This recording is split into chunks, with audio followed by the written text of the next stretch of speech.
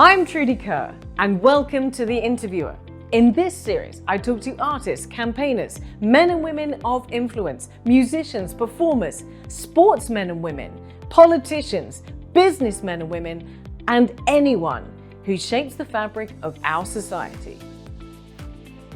Today's guests' Facebook page description states visual artworks, illustrations, portraits, cartoons, visuals created by Ġorġ Mallia, a communications academic, artist and writer living on the island of Malta, well known for his poetic art, satirical cartoons, comic strips and book illustrations. But as Ġorġ says himself, he also produced radio and television programs, has produced books, magazines, and, not incredibly well, websites, and massively interested in anything relating to social media. Ġorġ is also an associate professor and head of the Department of Media and Communications at the Faculty of Media and Knowledge Sciences, University of Malta. And if that wasn't enough, Ġorġ Mallia has published books of fiction for children, which he has also illustrated, as well as books of experimental short stories.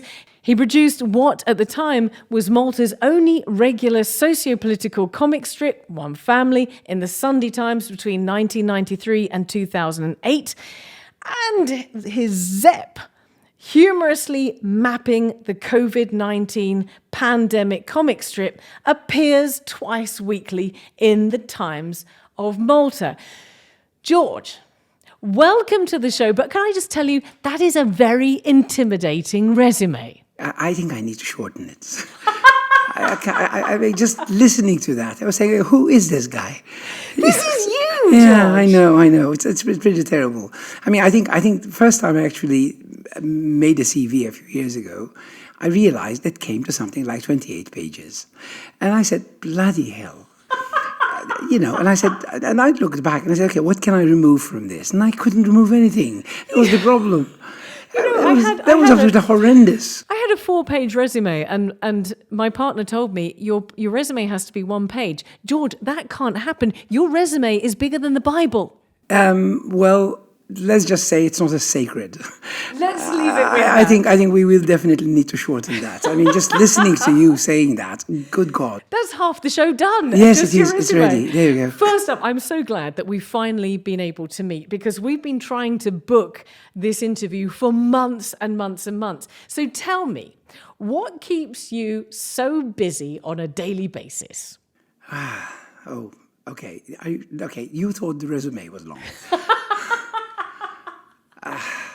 Okay, first of all, I love my job. I have to begin by saying that, because when people hear me commenting about it, they're going to think that I hate it. I don't, actually. I love my job. I am an academic. I love my students. I love lecturing, okay? But the point is, there is an enormous amount of work involved in that. Talking to students, especially over the COVID periods, was, essential. And it took up most of my time. I'm also missing a couple of posts at university, which I then need to carry myself and stuff like that. So the administration of a department, which is the largest department in my faculty, with undergraduates, postgraduates, doctorate students, etc., doing a bit of research occasionally, organizing, the occasional conference here and there. I co-organize a conference in Greece annually. We go to a Greek island every year, which is absolutely wonderful. But it is a conference, and my books and my writing and correcting and preparing and, full stop. Okay, I told you. Exhausted, I told Ġorġ, you. just listening I'm to a you. workaholic. It's a problem. I work non-stop. I can't help it. I work all the time, all the way till dinner, because then I can't after that, because I have my whiskeys. You like whiskey? Yep, I'm a whiskey man. Okay, we have another thing in common. I'm a whiskey man. Fantastic. We'll arrange for that later. There we go. But you say that it's a bit of a curse to be a workaholic, but I don't think it is, because you give back so much to us. And I'm thrilled that you do. Can I just ask you, what is knowledge science? Oh, knowledge sciences. Okay, that's the faculty name. It's media and knowledge sciences. Well, I suppose anything that contributes to knowledge and that is studied is knowledge science. So the faculty actually has cognitive science, it has library studies, It has, of course, media and communications. It has all sorts of different areas where knowledge is studied. And that is why it's knowledge sciences. Media is separate because even though media is also a study of a certain type of knowledge, but it does tend to stand by itself, if you know what I mean. So that's what it is. But you also mentioned before we sat down to have this interview that you also mentioned that you teach graphic design. Well, my original post at university nearly 30 years ago was in desktop publishing. That old kind Old school desktop publishing. Yes. So I was one of the first people in Malta to use Macintosh computer for online, on-screen creation of a newspaper. When I Centre actually had a campaign mapping the pioneers of Apple in Malta, I was one of their poster boys. That's fantastic. Yeah, well, there you go. And so sort of that's what it was. I started teaching graphic design. I started teaching desktop publishing back then. And that remained my post until, of course, I got my associate professorship. And then sort of you tend to lose it along the way. Right now, it's just a professor of communication. I love the way that you mentioned until I got my associate professorship and blah, blah, blah, as if there was nothing. I mean, congratulations to you. And I can see that you really are a workaholic, but somebody who's very, very passionate about giving back. Well, the passion is what drives me. If I lose the passion, I think I'll die. I think for anybody who follows you, that is very, very evident. And I want to talk about each of these passions in turn. And I want to start off with the fact that you've just produced, you mentioned the fact that you're a workaholic, but you've just produced a book of Zepp. It's a massive book. It's 100 pages of full color A4, tick stock, etc., etc. And it's going to cost the heavens to produce. So I'm actually not going to publish it in the traditional way, but it's going to be on pre-order. On demand. Yeah.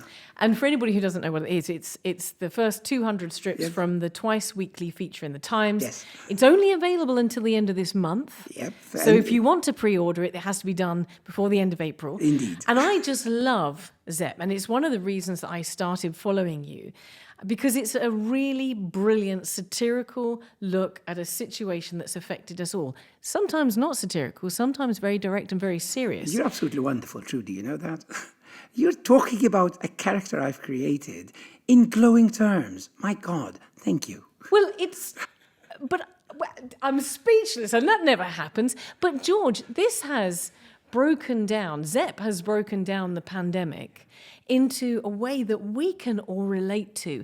And you're voicing what we all want to say that was through a cartoon strip. The point is, I was locked down like everybody else, and I live alone. So logically, sort of, it was even worse for me than for most people. And I had just gone through a bit of a trauma, and that made it all worse. You know what I mean? So I needed a creative outlet. I mean, I had already sort of just finished a 37 painting exhibition, which only lasted for a week because of lockdown.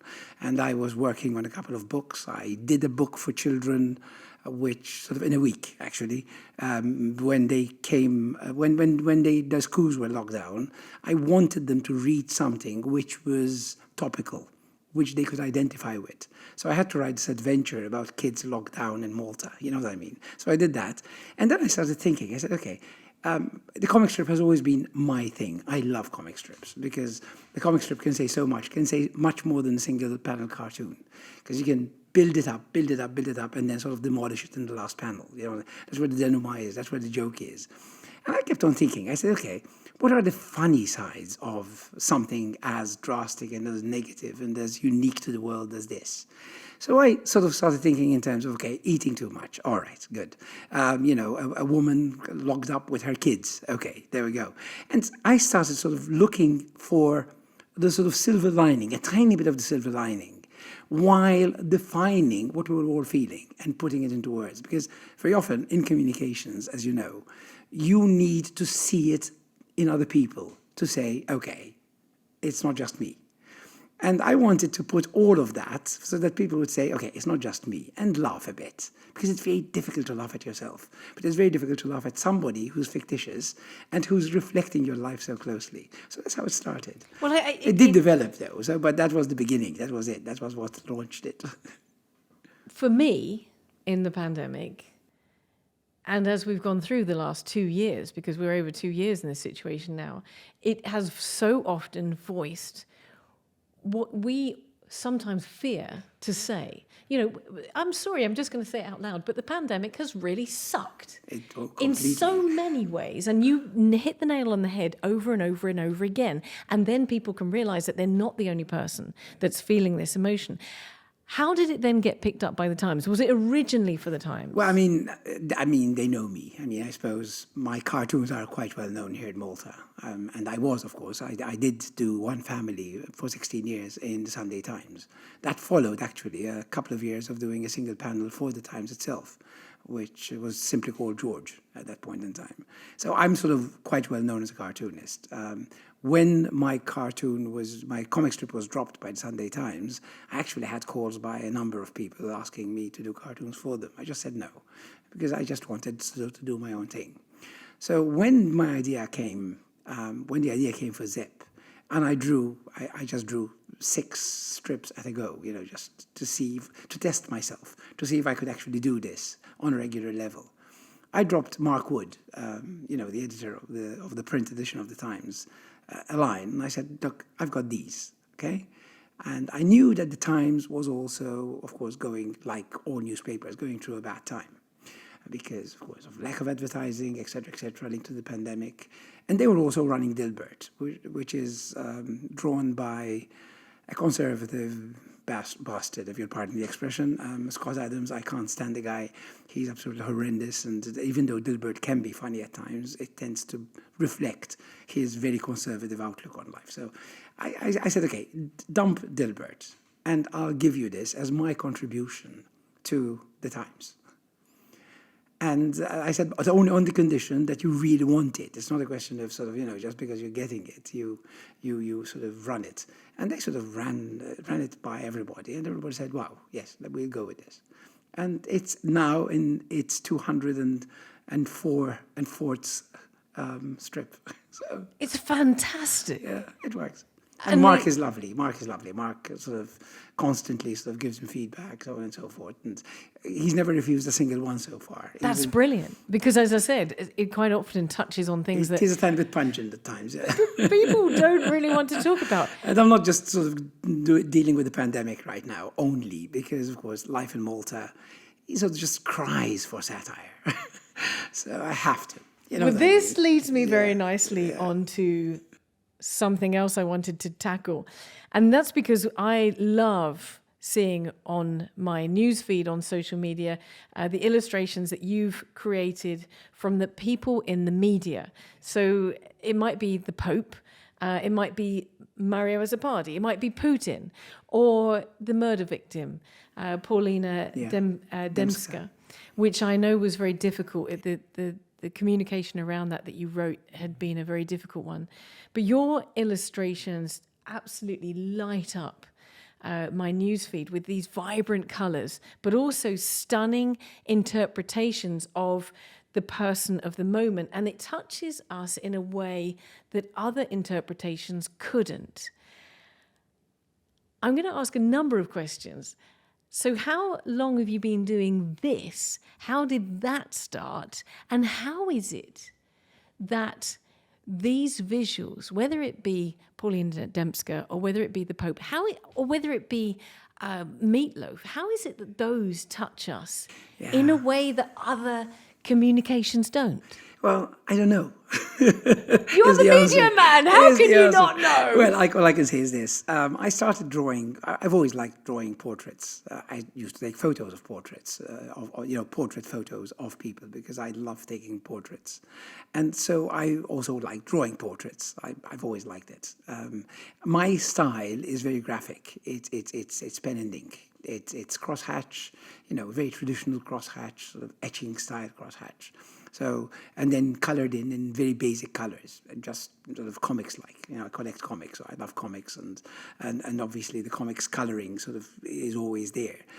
I think it was when Robin Williams died that I first drew Robin Williams, and I realised that, I was drawing somebody whose character I loved and who had just killed himself.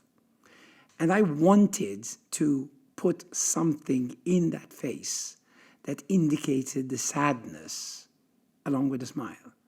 And I remember sort of putting shining droplets, if you like, in the eyes in order for them to look liquid, meaning there was sort of almost hidden tears there, which really, really brought it out. And that was sort of what set me going. Whenever anybody died who had influenced me in some way, whether it's a Maltese person or, a big personality like Bowie and the rest of them, I just had to draw them. I just had to externalize what I was feeling. And very often, it was the awe I had of them or the feeling I had sort of, for them that actually came out in the drawing. I don't try to. It just comes out. And that's where I think the punch is. I think the punch is in what I feel, and then which then is replicated in the way their faces are drawn by me. But are they all of people who've died? Because just to make sure everybody knows, the Pope has not died. No, nor has my mum, thank God. No, nor have I, actually, because I've Excellent, drawn myself. because you did your self self-portrait, yes. Yes, a few times. But most of the time, in fact, people have got used to it now, that when anybody dies who's of any significance, they wait for my portraits. And whenever I've drawn someone, just for the heck of it, like Neil Gaiman, for example, I got this, oh my God, oh my God, oh my God, sort of, has Neil Gaiman died? Because people automatically associate any portrait I post now with somebody who's died, which is not a nice thing. But there you go. I mean, I suppose that also means I've got a following for my obituary portraits, let's call them that.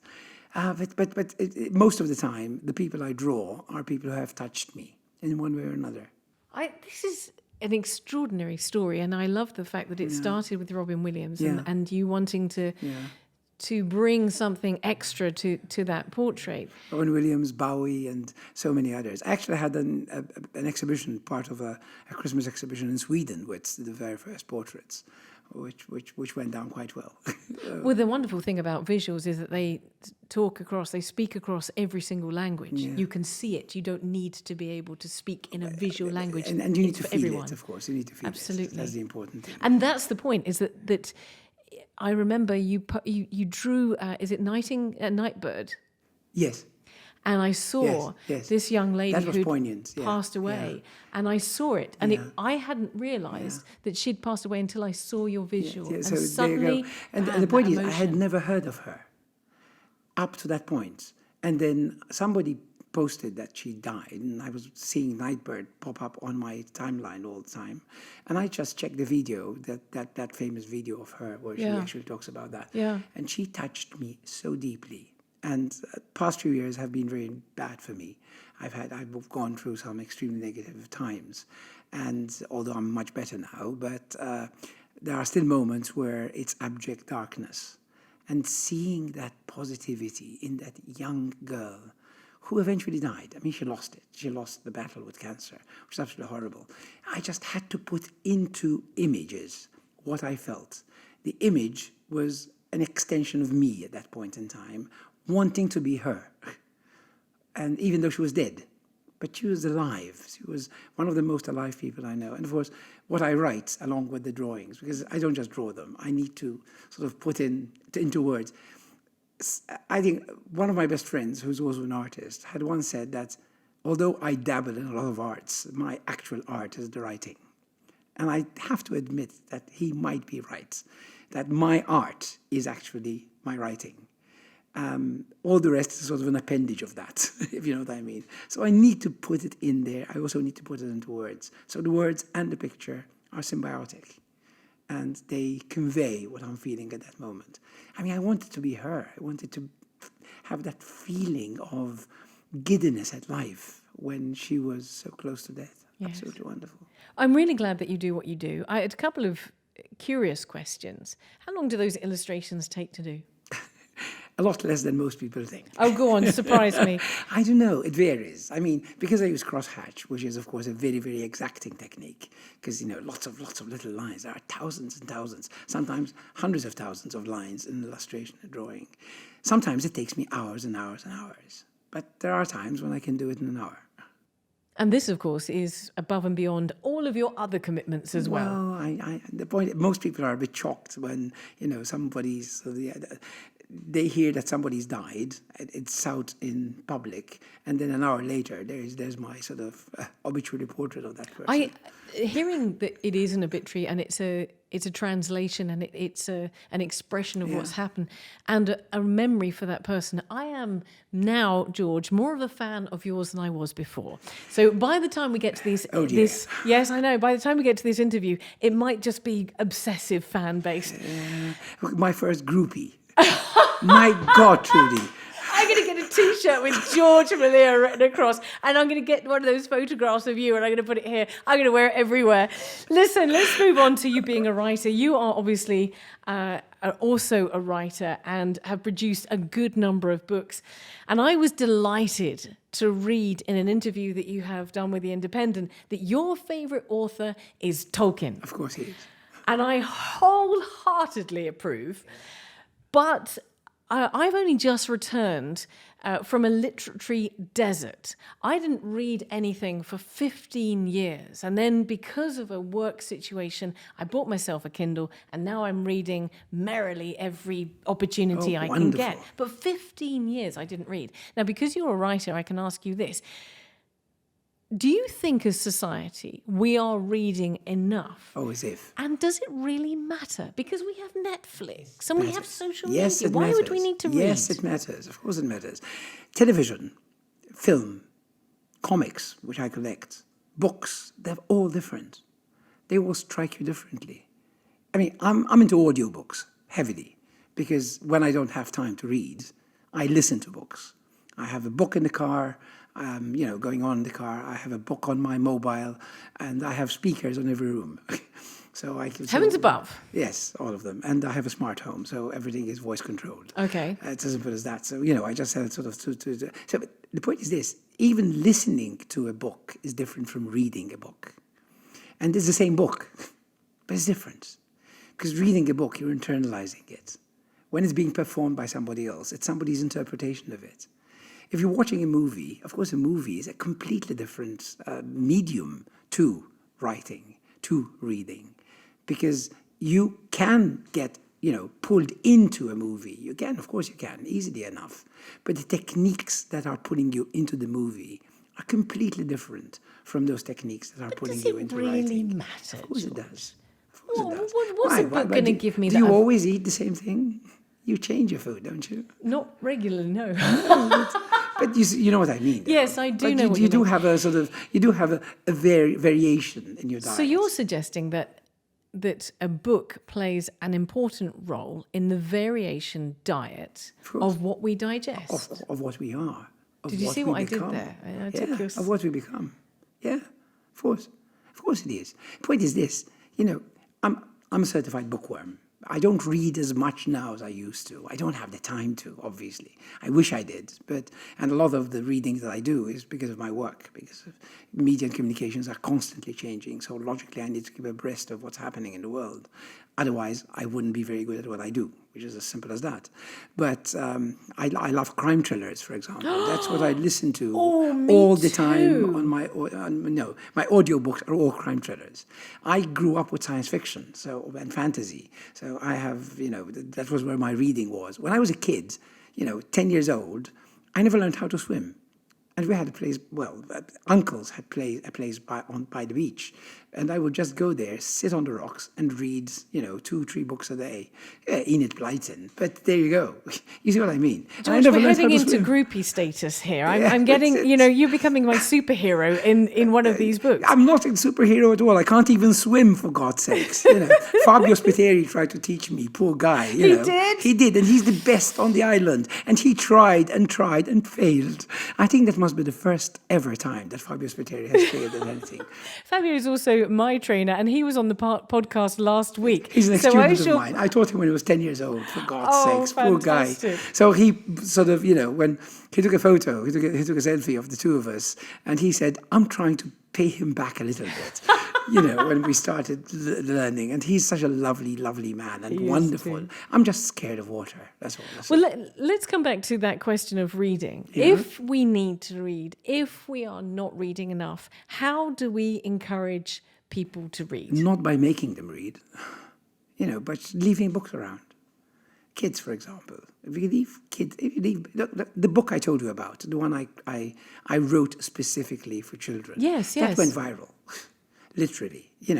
People were suggesting it. I was sent photos of my parents who actually printed the book out, and the kid was reading it out of a folder, and stuff like that. So, and I was getting messages like, she doesn't like to read, but this she read over a couple of days. Do you have any more? And stuff like that. Absolutely wonderful things, because it was there, it touched them. They associated with it. They linked themselves to these characters who are now locked in and couldn't go out, and couldn't see Granny because otherwise they'd infect Granny, and they love Granny gosh. and stuff like that. Yeah. And then a fantasy story, which sort of Maltese Harry Potter-like characters, that sort of enthralled them. So you see, that worked. My website crashed. When I translated it into English, I sort of put it out there, and my website crashed. And I was told that my website crashed by the head of the education department of New York State. And I was told, okay, but we're trying to download your book, but we can't. It's not coming in. And I checked, and I found my whole website was down. And I couldn't understand why, because I had quite a large package. You know what I mean? Sort of in This is amazing. It was a great data package. And I sort of, I contacted my server people, and they said, well, about, I think, 100,000 gigabytes were downloaded, which I thought was absolutely idiotic, because how the hell was that even possible? I think they exaggerated in order for me to buy a €200 data package, potentially. But I don't believe that. But the for a point second. is, that was the truth. And I found out that they had put the English version of the book on lists basically all over the world of books about the pandemic that people could download. That is incredible. And it was just one of those things, This is and incredible. they read. You see, and even these kids who didn't like reading, they sort of felt an affinity with the characters and read. And I'm hoping that sort of got them reading. So, I was the chairman of the National Book Council for 9 years. And we did a lot of research about this, et cetera, et cetera. And one of the things that we found was that people didn't read because they didn't have books. And as books were there, people would just be interested. And my last book is actually a book of micro stories. It's a book of 100 people. I'm a bit of an empath. So obviously, if I see anybody in the street, I'm going to sort of dig deep into what I think they are. And I wrote 100 people in 200 words each, and then drew them. And it came out a couple of years ago, and it really is a very popular book. Why?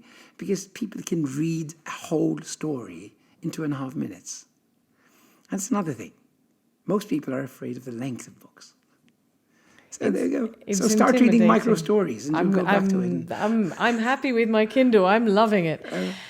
My last question to you: through your illustrations, whether they are books or comic strips or portraits, or as we've spoken about during the course of this interview, you've been able to make political comments and sometimes criticisms. Yeah. And somehow, because they're filtered through a visual, they're very impactful, but they're not Ġorġ Mallia. It's almost like you can hide behind the visual, and it is a very welcome voice, because you get away with saying an awful lot that if it was somebody standing up on a stage speaking into a mic, they would not be able to get away with. However, in the Maltese culture, standing up and speaking out is something that is not that common. Yeah, but I've done it. You have done it, and you've mastered it. Do you think this is something that we should be doing more of, that more people should be speaking out? I was one of the first cartoonists in Malta to actually sign my name. Where everybody was using nom de plumes, etc. I only had a very, very... But why, Ġorġ, why? Because I always believe that if I believe something, I'm going to say it, no matter how many people are going to be offended. Because we live in a culture that unfortunately tends to, prefer impunity to something else. we're living in a culture, possibly because we're so tiny. You know, we're quite parochial as a people. We can't help it. We're talking about Malta now, okay? We are quite parochial. And we tend to, you know, club together according to the feast we support, or the party we support, or the team we support, not Manchester United. Thank you. There we go. And you know what I mean? So we're like that. So it's very easy, because everybody knows everybody, to not hide, not be able to hide. And a lot of people will want to throw a stone and then hide their hand, which is absolutely horrible. But it's because everybody's so well known here. You understand the point? Yes. So that is probably the reason for it. Also, people we have created unfortunate, and I hate this, we have created an atmosphere of fear, where you're afraid to lose your job if you say something against the government, for example. Oh, to hell with it. They can sack me tomorrow if they want to. It's no problem. But I'm going to say what I believe. And everybody knows that I have enough value to criticize anybody I want to criticize. And not just one side. But I don't do it artificially. If one side deserves 80% of my criticism, that's what they're getting. I'm not going to put a 50-50 just so that I look balanced. To hell with it. Has it ever bitten you on the butt? Oh, a few times, yeah. I've been threatened, yeah. Even my mum received threatening letters at one point, ages back, way back when. I mean, it's okay. But it's okay. That's and it's fine. never stopped I've you even from had speaking a out. minister phoning me from abroad, screaming at me. And I stopped him by saying that my next cartoon was going to be about a minister spending public funds, calling cartoonists from abroad. So that sort of thing. This was way back. And then eventually this politician actually admitted that that cartoon was part of his process of political maturation, which is absolutely wonderful. So it's never, you've never been threatened or been called out enough to stop you. I won't stop. No, but the point is this. If you believe something, Trudy, you have to say it. You have to. You owe it to yourself. I'm a communicator. That is my job. I'm a professional communicator. If I believe something enough, I have to say it.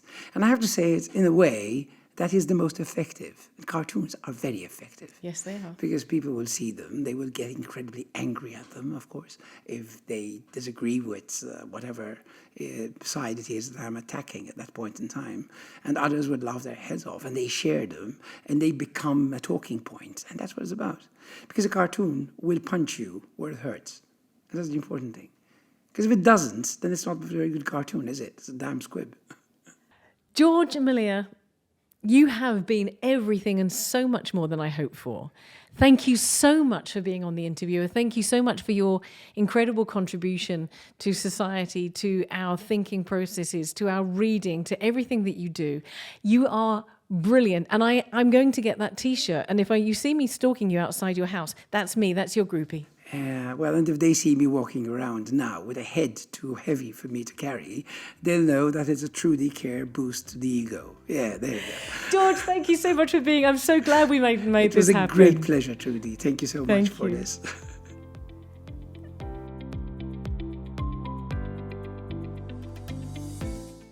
For those willing to change the world one step at a time. For those dreaming of sustainable living.